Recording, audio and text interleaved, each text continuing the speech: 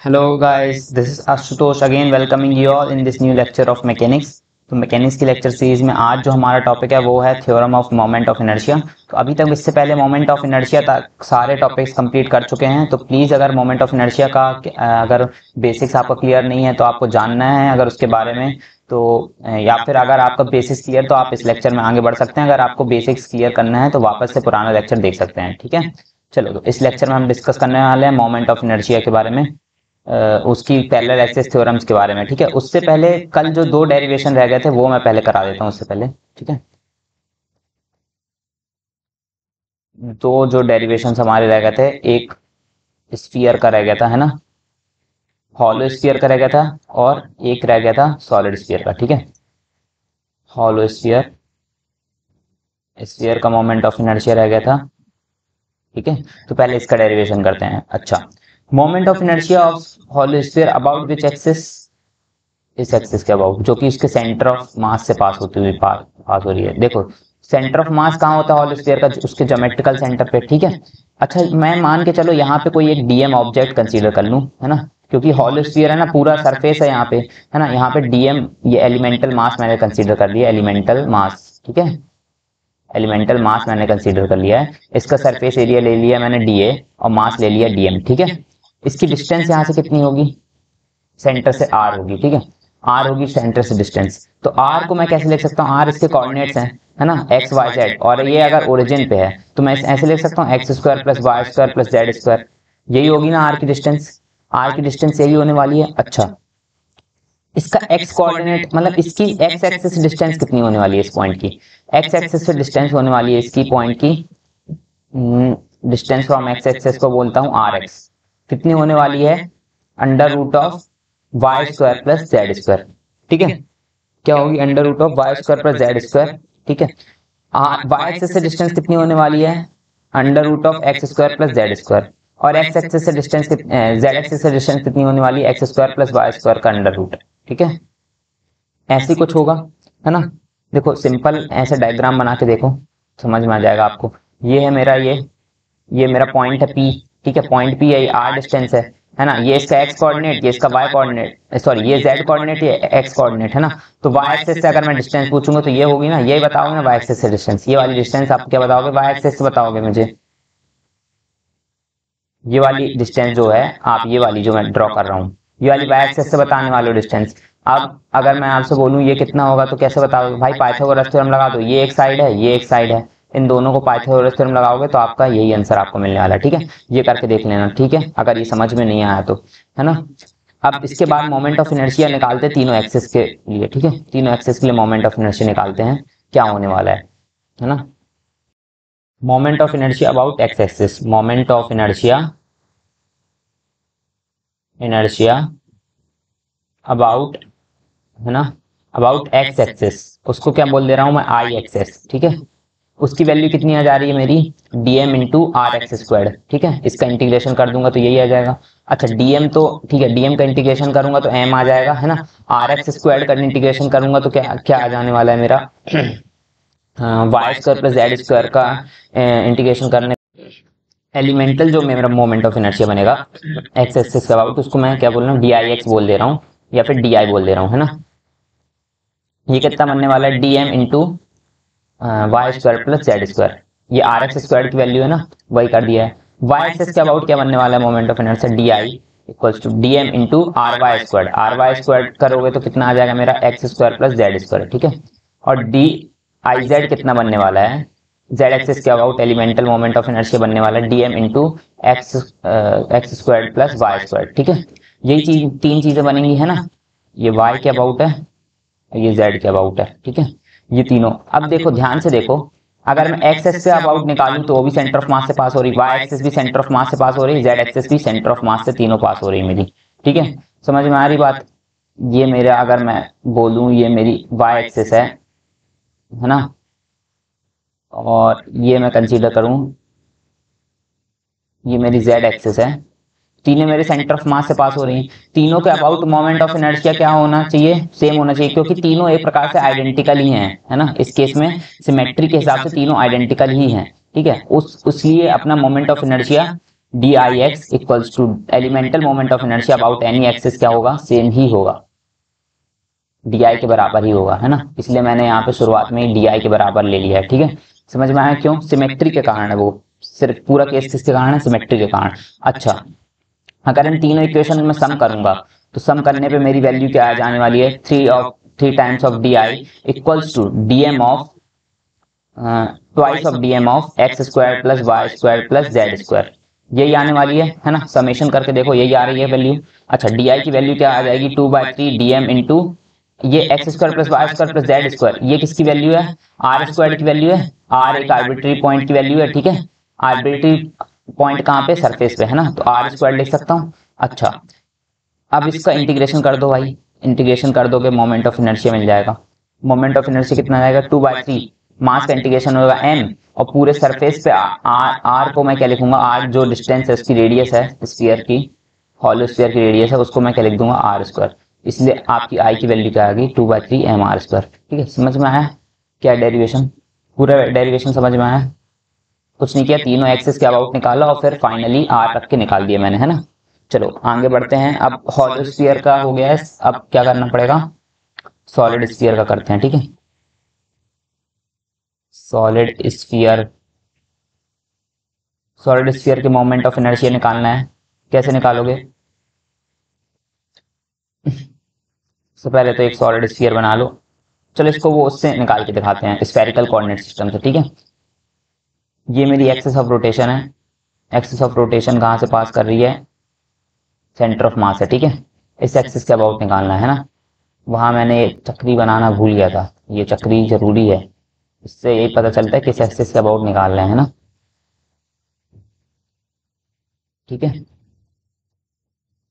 तो यहाँ पे मैं मान लेता हूँ क्योंकि सॉलिड स्फीयर है तो इसमें तो वॉल्यूम भी होगा, वॉल्यूम होगा तो मैं एलिमेंटल वॉल्यूम मान लेता हूँ। एलिमेंटल वॉल्यूम का नाम क्या दे दूंगा भाई, एलिमेंटल वॉल्यूम का नाम दे दूंगा डीवी, क्या दे दूंगा, डीवी, ठीक है। और इसका मास होगा डीएम, ठीक है, इसका मास होगा डीएम, इसकी डिस्टेंस क्या होगी आर, ठीक है। स्फेरिकल कोऑर्डिनेट्स क्या होंगे इस एलिमेंटल वॉल्यूम के, यहाँ पे लिख दे रहा हूं मैं, spherical coordinates, spherical coordinates of elemental volume DV, ठीक है। क्या होने वाले हैं, आर थीटा फाई, ठीक है। अब क्या करना है मेरे को, मोमेंट ऑफ इनर्शिया की वैल्यू क्या होती है, डीएम आर स्क्वायर, यही होती है मोमेंट ऑफ इनर्शिया की वैल्यू इंटीग्रेशन के अंदर, है ना। डीएम की वैल्यू कितनी है, रो डीवी, है ना, रो डीवी, रो मेरी volume charge, volume mass density है, ठीक है। यूनिफॉर्म वॉल्यूम मास डेंसिटी है ना, आर स्क्वायर, ठीक है। अगर यूनिफॉर्म नहीं होगी तो एक फंक्शन होगा, किसी के भी फॉर्म में होगा, आर थीटा फाई के फॉर्म में होगा। अगर एक्स वाई जेड के फॉर्म में है तो पहले उसको स्फेरिकल कोऑर्डिनेट्स में चेंज करेंगे कार्टेशियन से, फिर उसके बाद आर की रो की वैल्यू यहाँ पे पुट करेंगे, ठीक है। वो क्वेश्चन अगर आएगा तो उस हिसाब से सॉल्व करना पड़ेगा आपको, ठीक है। इस स्टेप में ही चेंज करना पड़ेगा, ये स्टेप में, है ना। और अगर नॉर्मल दिया है क्वेश्चन में सीधे निकाल सकते हो, है ना। रो अभी यहाँ पे अपन कांस्टेंट लेके चलते हैं ना। डीवी की वैल्यू कितनी है, डीवी की वैल्यू कितनी होती है, R square sine theta D R D theta D phi, यही होती है वैल्यू डीवी की। और ओवर द वॉल्यूम वी, ये पूरा वॉल्यूम मैं स्फीयर बोल रहा हूँ वी, उसके वॉल्यूम में इंटीग्रेशन करना है, ठीक है। क्या करना है, इंटीग्रेशन करना है। तो क्या बन जाएगा आपका आंसर, क्या बन जाएगा, ओ पेज यहाँ खत्म हो गया है, चलो अभी तक तो यही करते हैं। रो आपका बाहर आ जाएगा क्योंकि कांस्टेंट है।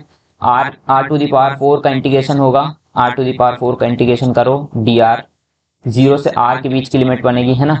अच्छा, साइन थीटा के इंटीग्रेशन की लिमिट कहाँ से बनेगी, फ्रॉम -π टू पाई, यही बनने वाली है, -π टू पाई बनने। तो एक मिस्टेक यहाँ पर सामने आई है, मिस्टेक क्या हो रही है देखो मैं बताता हूँ, इसको हटाना पड़ेगा। वॉल्यूम वगैरह सही लिखा हुआ है, सारी चीजें सही हैं, बस ये आर की जो मैं बात कर रहा हूँ वो आर ये नहीं है जो आर अपन समझ रहे हैं, वही मैंने गलती कर दी थी, है ना, सॉरी फॉर दैट। तो ये आर जो है, ये आर तो ये है, ठीक है, आर ये मेरा क्या है, स्फेरिकल कोऑर्डिनेट्स का आर। लेकिन अपन जब मोमेंट ऑफ इनर्शिया निकालते हैं ये डीएम इंटू आर स्क्वायर है, मतलब इसको मैं कंसीडर करता हूँ कुछ भी बोल दो यार, कोई भी ए स्क्वायर बोल दो, ठीक है, ए स्क्वायर बोल दो, ठीक है। ए यहाँ पे कांस्टेंट नहीं है, ए वेरिएबल है ना। तो ए मेरा ये होता है ना, ए मेरा क्या होता है, एक्सेस से डिस्टेंस होता है ना, एक्सेस से परपेंडिकुलर डिस्टेंस होता है ना, जिसकी मैं बात कर रहा हूँ। एक्सेस से परपेंडिकुलर डिस्टेंस को बोलता हूँ मैं ए बोल रहा हूँ इसको, है ना। और ये में आर है, ये फाई तो आपको पता ही है कि ये एक्स एक्सिस में ये वाले, ये एक्सिस में ये पूरा जो सर्कल बनता है इसमें पूरा फाई घूमता है ना। थीटा मेरा क्या होता है, जेड एक्सिस से एंगल होता है, तो मैं थीटा बोल दे रहा हूँ इसको। तो अगर ऐसा है तो ए की वैल्यू मेरी यहाँ से क्या आ जाने वाली है, आर साइन थीटा आएगी, आर साइन थीटा वैल्यू हो जाएगी, ठीक है, समझ में आई बात। अच्छा, अगर आर साइन थीटा वैल्यू आ जाएगी तो ये ए स्क्वायर्ड है ना, तो इसके साथ रो डीवी तो डीएम की वैल्यू रख दी, उसके साथ साथ मैं क्या लिखूंगा, आर स्क्वायर साइन स्क्वायर है ना थीटा, ठीक है, R square sine square theta, यही आएगी मेरी ए की वैल्यू, है ना। अब यहाँ पे लगा दो आप वॉल्यूम एलिमेंट, रो बाहर आ गया, r square sine theta D R D theta D phi, d theta D phi, और r square sine square theta, है ना, ठीक है। अच्छा, अब इस आर स्क्वायर को एक साइड ले जाओ, है ना, R square R to the power 4 बन गया, आर स्क्वायर है ना दोनों, और डी आर बचा, है ना। इसकी लिमिट कहाँ से आता है, 0 से आर तक, है ना। और साइन क्यूब थीटा बन गए, साइन क्यूब थीटा है, और इसकी लिमिट कहाँ है, डी थीटा की लिमिट कहाँ है, माइनस पाई से पाई तक, ठीक है। पता होगा आपको स्फेरिकल कोऑर्डिनेट्स अगर आपने पढ़ा है ना, तो ये डी फाई की लिमिट कहाँ से कहाँ तक, 0 से 2 पाई तक, ठीक है। अगर इसको सॉल्व करोगे तो क्या आ जाएगी आपकी वैल्यू, इसको सॉल्व करोगे तो रो, है ना, आर टू द पावर 5/5 ये आ गई, है ना। अच्छा, साइन क्यूब थीटा का इंटीग्रेशन करना पड़ेगा, इसका इंटीग्रेशन तो 2 पाई आ जाएगा, ठीक है। साइन क्यूब थीटा का इंटीग्रेशन कैसे करोगे, मैं यहाँ कर देता हूँ, है ना, ये वाली टर्म को मैं बोल देता हूँ क्यू, मान के चलो क्यू बोल दे रहा हूँ, है ना, क्यू।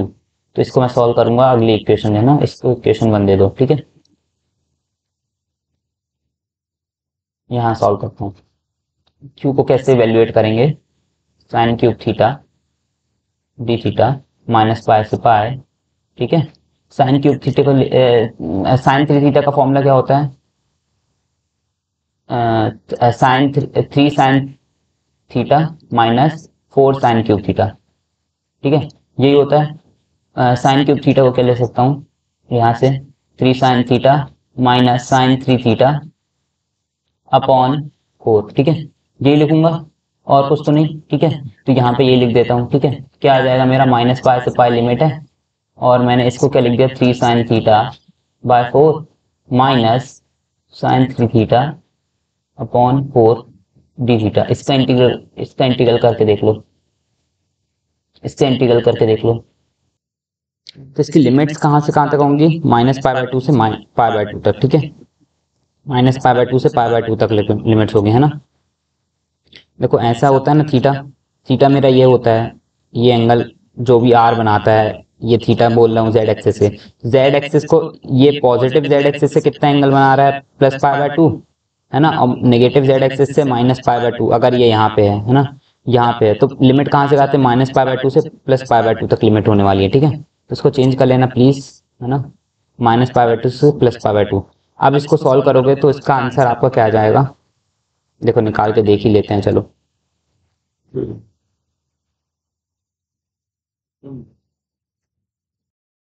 साइन क्यूब थीटा का इंटीग्रेशन करते हैं, जो क्यू है उसको अपन सॉल्व करने की कोशिश करते हैं।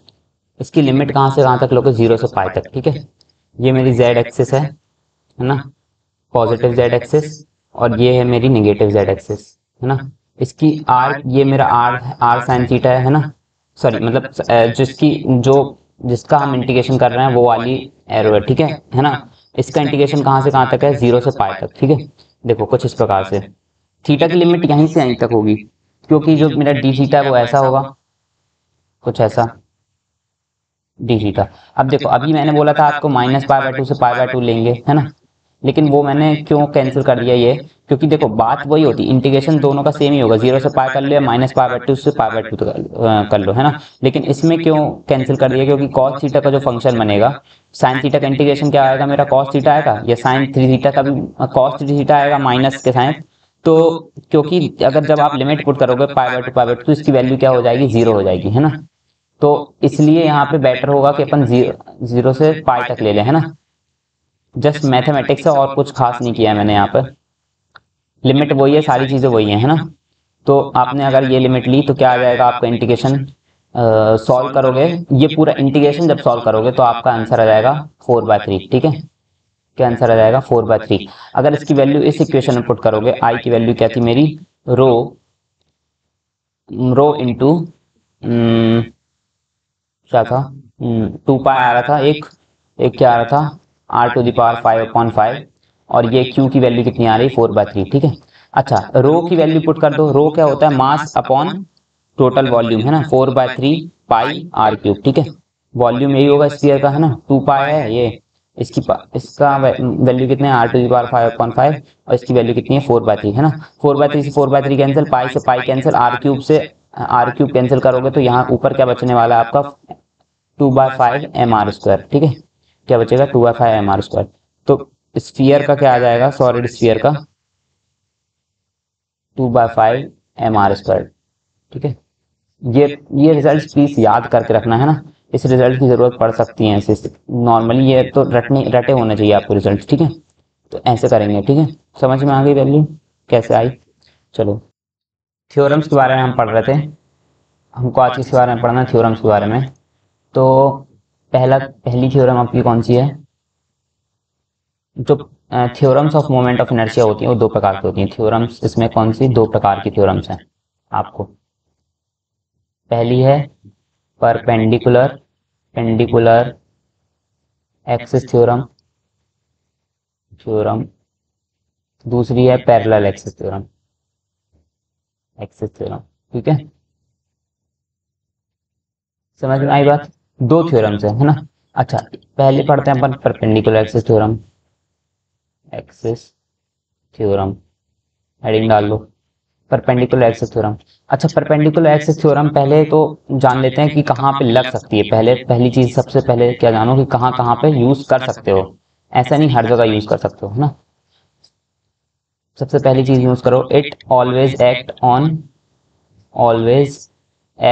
ऑन 2D और 1 dimensional body, 1D bodies only, है ना। पहली चीज क्या है, 2D या 1 डायमेंशनल ऑब्जेक्ट्स में ही, कंटिन्यूस बॉडीज में ही लगा सकते हो आप ये थ्योरम, है ना। ठीक है, मतलब इसको बोल सकते हो जैसे कि लेमिनार में लगा सकते हो, प्लेट में लगा सकते हो, है ना, रॉड में लगा सकते हो, रॉड में अगर जरूरत पड़े तो रॉड में भी लगा सकते हो, है ना। ठीक है, सबसे पहली चीज तो ये है। सेकेंडरी चीज क्या होती है, इसकी थ्योरम का स्टेटमेंट क्या है, I about z axis equals to I about x axis plus I about y axis, where I is moment of inertia here. ठीक है, and x y and z axis की कंडीशंस क्या होने वाली हैं, फिर कंडीशंस लिखते हैं। ठीक है, कंडीशंस लिख लो, what are the conditions to choose x y z axis, है ना, conditions to choose x y z axis, what are those, such that x y, एक काम करो वाइट से लिख लेता हूं, x y and z must be mutually perpendicular, must be mutually perpendicular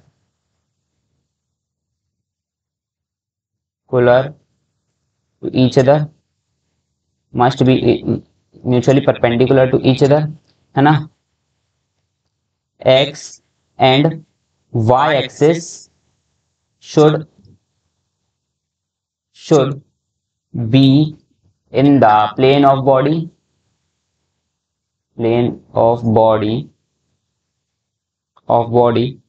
ठीक है। और तीसरी कंडीशन क्या है यहाँ पे, तीसरी कंडीशन क्या होने वाली है, z should be perpendicular to the plane of body। अच्छा अब देखो समझते हैं कि क्या कहना चाह रहा है स्टेटमेंट, पूरी थ्योरम का स्टेटमेंट पढ़ लीजिए पहले क्या बोल रहा है ना। पहले पढ़िए फिर खुद से समझने की कोशिश करिए, मैं समझाता हूँ दोस्त के।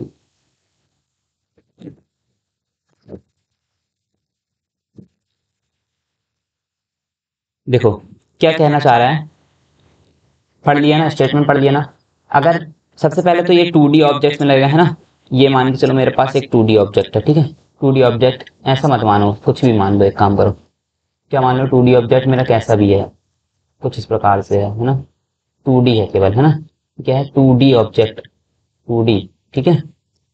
ये मेरी एक एक्सिस कहां से कहां तक जाएगी? 3 एक्सिस मेरे को चुननी है, X Y Z axis. X और वाई एक्सिस जो मेरी होनी चाहिए वो म्यूचुअली परपेंडिकुलर होनी चाहिए और विद इन द प्लेन होनी चाहिए। X and Y axis within the plane of, इसके प्लेन के ऊपर ही होनी चाहिए जो एक्सिस होनी चाहिए। किसकी? ये मेरी जो बॉडी है, जिस बॉडी के मैं निकालना चाह रहा हूँ मोमेंट ऑफ इनर्शिया, इस प्लेन पे ही होनी चाहिए। ये दोनों एक्सिस इसके जो भी मेरी बॉडी 2D ऑब्जेक्ट है उसके प्लेन में ही एग्जिस्ट करनी चाहिए, है ना। और जो तीसरी एक्सिस है उसको मेरी फ्रीडम है कैसी चुनने की, जब म्यूचुअली परपेंडिकुलर हो।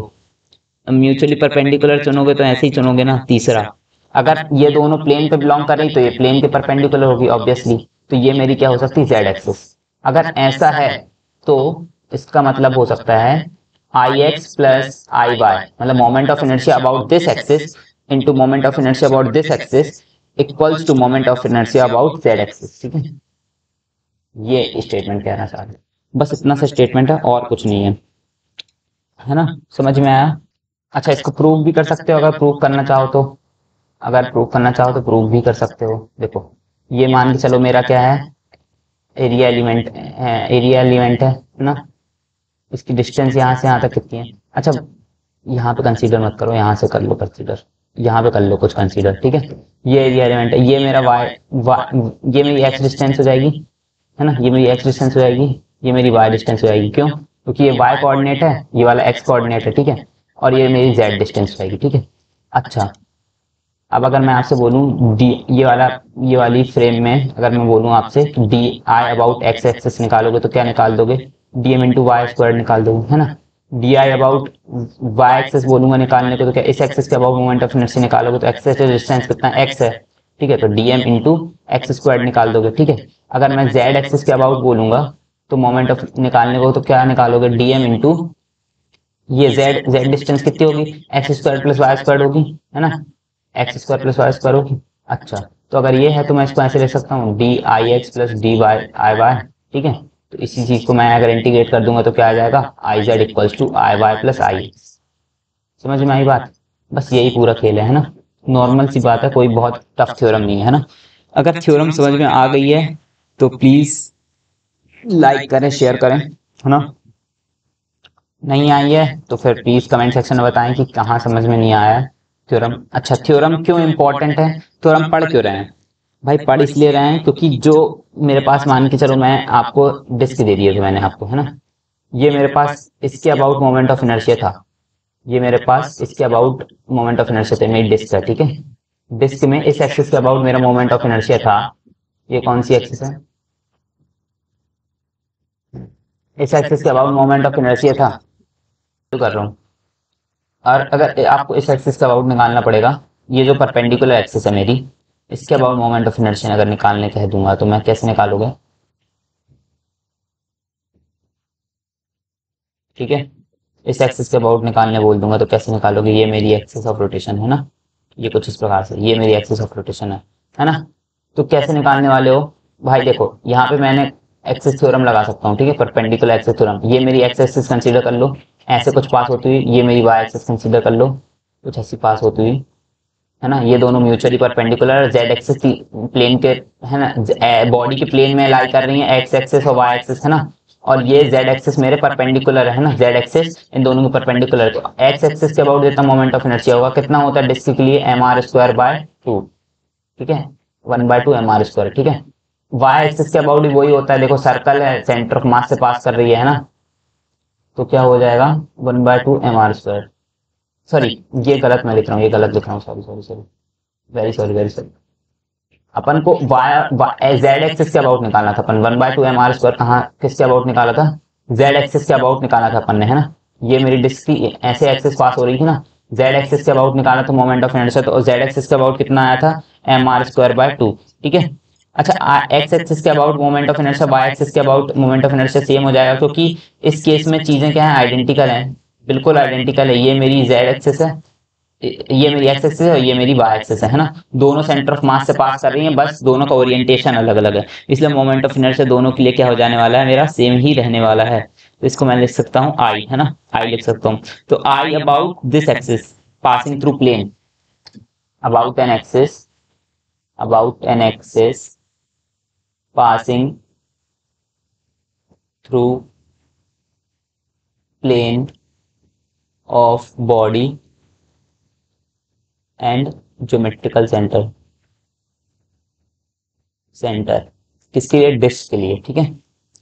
तो इसका मैं कंसीडर कर लूं आई जेड की वैल्यू क्या होगी, ये मेरी एक्सिस थ्योरम से क्या आ जाएगी, आई वाई, है ना। तो इसको मैं 2i ले सकता हूँ, ठीक है। आई जेड की value M R square by 2 है ऑलरेडी, तो आई की वैल्यू क्या आ जाएगी, M R square by 2 into 1/2, 1/4 M R square, ठीक है। यही आएगी, कोई दिक्कत तो नहीं, कोई प्रॉब्लम तो नहीं होने वाली इसमें, समझ में आया, समझ में आई बात, ठीक है। नोट कर लो ये रिजल्ट, ठीक है। इसी प्रकार से रिंग के लिए भी निकाल सकते हो, रिंग के लिए जब निकालोगे तो इसकी वैल्यू सिमिलर हो जाएगी, है ना। रिंग के केस में क्या होने वाला है, रिंग के केस में क्या होने वाला है, देखते हैं। रिंग का केस है, ये मेरी रिंग है ना। रिंग के केस में इसकी वैल्यू कितनी होती थी, है ना। अगेन इस ये जेड एक्सिस अगर मैं कंसीडर करूं, ये जेड एक्सिस है, एक्स एक्सिस वाई एक्सिस इसके प्लेन से पास करेंगी, तो Z axis equals to I X plus I Y, ये हो जाएगा, है ना। जेड एक्सिस के अबाउट कितना है मेरा, एम आर स्क्वायर होता है, ठीक है। और इन दोनों एक्सिस के अबाउट सेम होगा, तो इसको मैं आई कंसीडर करता हूँ, 2i ले लेता हूँ, है ना। तो आई की वैल्यू क्या आ जाएगी, 1/2 एम आर स्क्वायर, ठीक है, 1/2 एम आर स्क्वायर, ठीक है। समझ में आई बात, ठीक है। तो अब दूसरी थ्योरम पढ़ते हैं, चलो, जो अपनी दूसरी थ्योरम है। तो 2D बॉडी से क्वेश्चन सॉल्व करने के लिए आप ये सारी थ्योरम लगा सकते हैं, है ना। दूसरी थ्योरम हमारी कौन सी थी, पैरेलल एक्सिस थ्योरम। अब नोट करो पहले तो बेसिक चीजें कि कहाँ कहाँ लग सकती है, क्या वैलिड है ना, ठीक है।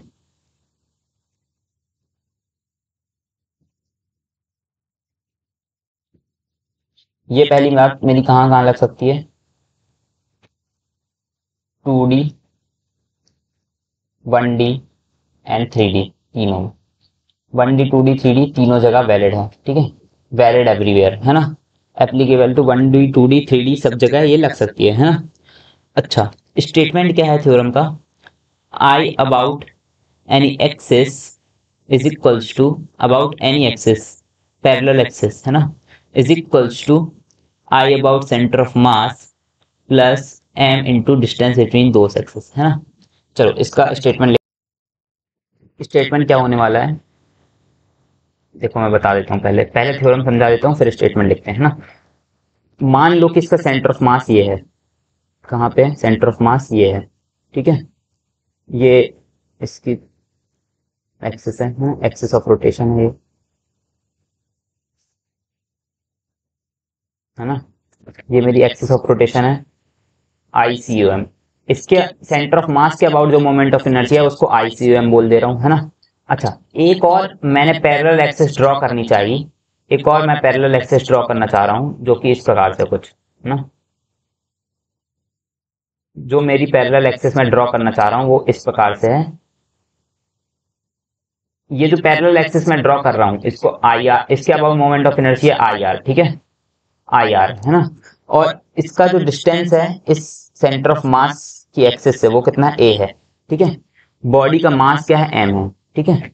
तो अगर ये इस एक्सिस के अबाउट जो कि moment of inertia about R, moment of inertia about r which is parallel to center of mass, which is parallel to axis passing through center of mass, है ना। अगर ये मैं निकालने की कोशिश करूंगा तो उसकी वैल्यू आएगी I R equal to I C M plus M A square, है ना। ठीक है, समझ में आई। तो आप कंडीशंस पहले लिख लो, उससे सारी चीजें क्लियर हो जाएंगी आपको, कैसे चूज करना है कैसे नहीं करना है, कंडीशंस देख लो, कंडीशंस, ठीक है। कंडीशन देख लो कितनी आ जाएंगी।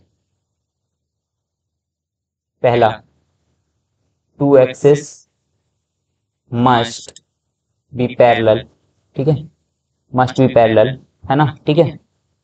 दोनों एक्सिस जो मैं चुन रहा हूं वो दोनों पैरेलल होनी चाहिए, आई आर और आई सी एम, ठीक है।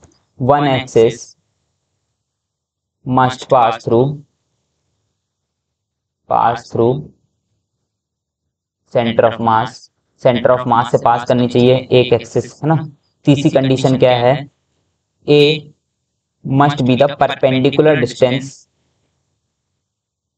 बिटवीन द टू एक्सिस, ठीक है। दोनों के बीच का परपेंडिकुलर डिस्टेंस क्या होना चाहिए, ए होना चाहिए, है ना। समझ में आई बात, ठीक है। समझ में आई बात, क्या क्या बोलना चाह रहा हूं मैं।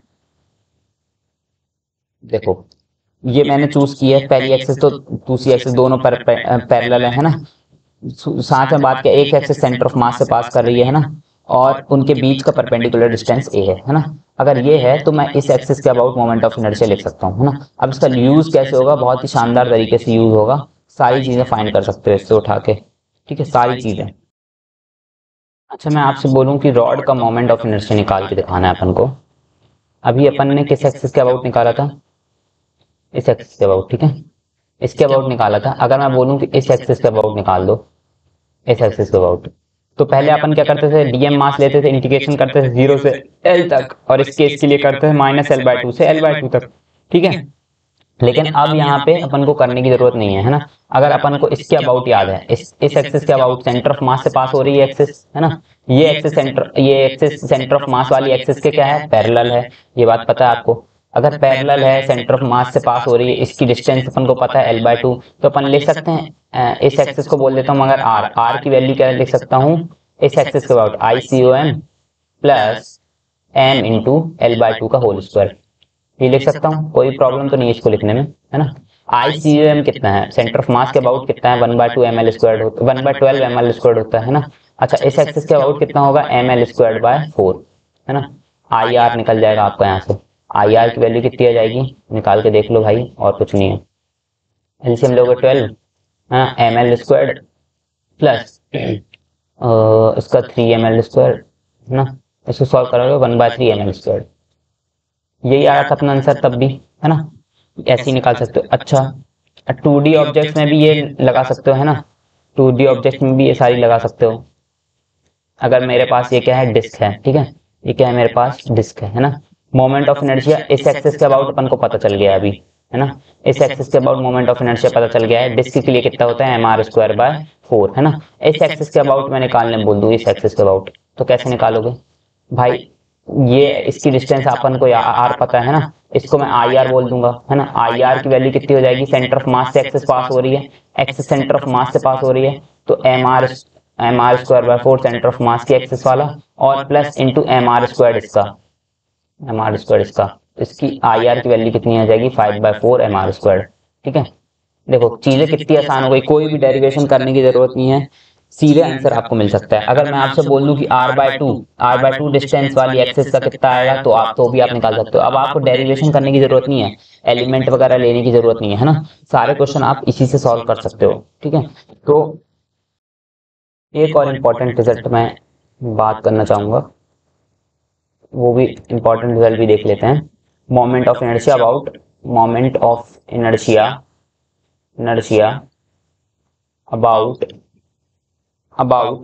सॉलिड सिलेंडर, ठीक है, sorry, moment of inertia of solid cylinder, ठीक है। अच्छा मोमेंट ऑफ इनर्शिया के बारे में अभी तक सॉलिड सिलेंडर के बारे में क्या पढ़ा था अपन ने, कुछ भी नहीं पढ़ा है ना, है ना। शायद पिछली बार में कराया नहीं था। देखो जो डिस्क का मोमेंट ऑफ इनर्शिया होता है, जिस एक्सिस सेंटर ऑफ ऐसे ऐसे है ना, ये है मेरा पूरा सॉलिड सिलेंडर, है ना। डिस्क का इस पॉइंट के अबाउट, अगर ये मैं इसको छोटी छोटी डिस्क के रूप में कंसीडर कर सकता हूँ इस सिलेंडर को, है ना। ये मेरी डिस्क है ना, इसका डिस्क का इस एक्सिस के अबाउट कितना होगा मोमेंट ऑफ इनर्शिया, क्या होने वाला है इस एक्सिस के अबाउट, mr²/2, है ना, यही होगा। तो moment of inertia of solid cylinder about axis passing through it's geometrical axis, ये जो एक्सिस है, इस एक्सिस से अगर पास हो रही है, तो इसके अबाउट मोमेंट ऑफ इनर्शिया वही होगा जो डिस्क के लिए होगा, mr²/2। ठीक है, ये बात अपन को पता है ना। अगर ये बात अपन को पता है तो moment of inertia of cylinder about this axis अगर मैं निकालने बोलूं, इस एक्सिस के अबाउट निकालने बोलूं मैं आपको, इस एक्सिस के अबाउट मोमेंट ऑफ इनर्शिया निकालने बोलूं, तो कैसे निकालोगे दिखाओगे? देखो वही करने की कोशिश करते हैं। फाइनली इस एक्सिस के अबाउट अपन को मोमेंट ऑफ इनर्शिया अगर कैलकुलेट करना है तो D I is a moment of inertia due to elementary disc, due to elementary disc. ये एलिमेंट्री डिस्क मैंने कंसीडर कर लिया, ये इसके कारण जो मोमेंट ऑफ इनर्शिया इस एक्सिस के अबाउट जो बन रहा है उसको मैं कैलकुलेट करने की कोशिश करूंगा। तो डी आई की वैल्यू मैं कैसे कैलकुलेट कर सकता हूँ? D I C U M plus D M into x², यही बनेगा है ना। अच्छा D I C U M कितना हो जाएगा मेरा? D I C U M कितना हो जाएगा? डी एम इंटू ये इसकी रेडियस, सिलेंडर की रेडियस है ना, mr²/4 होगा है ना। इसका मास कितना है? dm है, और r²/4। ठीक है, ये होगा। अच्छा dm इंटू x², ये हो गया मेरा। अब देखो यहाँ पे मैं dm की वैल्यू निकालने की कोशिश करता हूँ। dm की वैल्यू क्या आ जाएगी? Rho into πr² dx। ठीक है, ये मेरा वॉल्यूम आ गया, एलिमेंटल वॉल्यूम आ गया πr² dx है ना, और ये मेरा यूनिफॉर्म वॉल्यूम मास डेंसिटी हो गई सिलेंडर की। ठीक है, इतना समझ में आ गया। अगर इसकी वैल्यू यहाँ पुट कर दूंगा तो ये आ जाएगा मेरा, इंटीग्रेशन कर दो डी आई का है ना, इसका ये r²/4 बाहर आ जाएगा, इसकी वैल्यू आ जाएगी dm आ जाएगी है ना। dm का इंटीग्रेशन कर दोगे, यहाँ पे वैल्यू पुट कर दोगे πr² dx। ठीक है, ये वैल्यू पुट कर दो। देखो इस केस में तो मैं dm का इंटीग्रेशन डायरेक्ट कर सकता हूँ क्योंकि कोई और फंक्शन है नहीं इसके साथ, लेकिन यहाँ पे इसके साथ x² भी था। ठीक है, इसके साथ क्या था? x² भी था, इसलिए मेरे को dx करना पड़ा है ना, dx में चेंज करना पड़ा। अच्छा इसकी वैल्यू क्या आ जाएगी? mr²/4 और इसकी वैल्यू सॉल्व करने पे क्या आ जाएगी? रो πr² x³/3। ठीक है, x³/3। अच्छा इसकी डिस्टेंस कहाँ से कहाँ तक है? -l/2 से l/2 तक। ठीक है, dx की लिमिट कहाँ से कहाँ तक है? -l/2 से l/2 तक है ना। इसको इसके about moment of inertia I R बोल दे रहा हूँ। अगर मैं moment of inertia I R बोल दे रहा हूँ तो यही कैलकुलेट कर रहा हूँ मैं, आई आर है ना। चलो इसकी वैल्यू बता दो मुझे फटाक से। आई आर की वैल्यू क्या आ जाएगी? mr1/4 mr² प्लस क्या आ गई? रो की वैल्यू क्या आ जाएगी? मास अपॉन वॉल्यूम क्या हो जाएगा? πr²l। ठीक है, ये हो जाएगा वॉल्यूम। πr² ऊपर पहले से ही है तो πr² से πr² तो वैसे ही कैंसिल हो गया। इसकी वैल्यू क्या आ जाएगी? l³ 1/3 कॉमन ले लो बाहर। ठीक है, 1/3 बाहर ले लोगे और फिर सॉल्व करोगे तो क्या आ जाएगी? l³/8 minus of minus l³/8, मतलब कि माइनस ऑफ माइनस l³/8 हो जाएगा, तो ये प्लस हो जाएंगे। ठीक है, आगे आंसर 1/4 mr² प्लस ये तो कैंसिल हो गया, 1/3 बाहर 1/24 बाहर आ जाएगा। ठीक है, 1/24 बाहर आ जाएगा, लेकिन ये 2 टाइम्स हो जाएगा तो क्या आ जाएगा? 1/12 है ना, 1/12 हो जाएगा। ml एक l से एक l कैंसिल हो जाएगा तो ml² हो जाएगा। ठीक है, तो आई आर की वैल्यू मुझे मिल गई 1/4 mr² इंटू 1/12 ml²। ठीक है, आई बात समझ में? तो ये फायदा है मेरी एक्सिस थ्योरम्स का है ना। कुछ एक्सिस थ्योरम का बहुत सारे क्वेश्चंस हैं अपने पास है ना, वो सारे अपन क्वेश्चंस मैं आपको उसमें व्हाट्सएप ग्रुप में, टेलीग्राम ग्रुप में बता दूंगा कि वो क्वेश्चंस आपको कहाँ मिलेंगे इस थ्योरम के, तो आप उसको सॉल्व कर सकते हैं। ठीक है, फिलहाल इस लेक्चर में इतना ही। चलो ठीक है, good bye, see you soon with the new lecture. This is Ashutosh signing off. Good bye, पढ़ाई करते रहिए। ठीक है।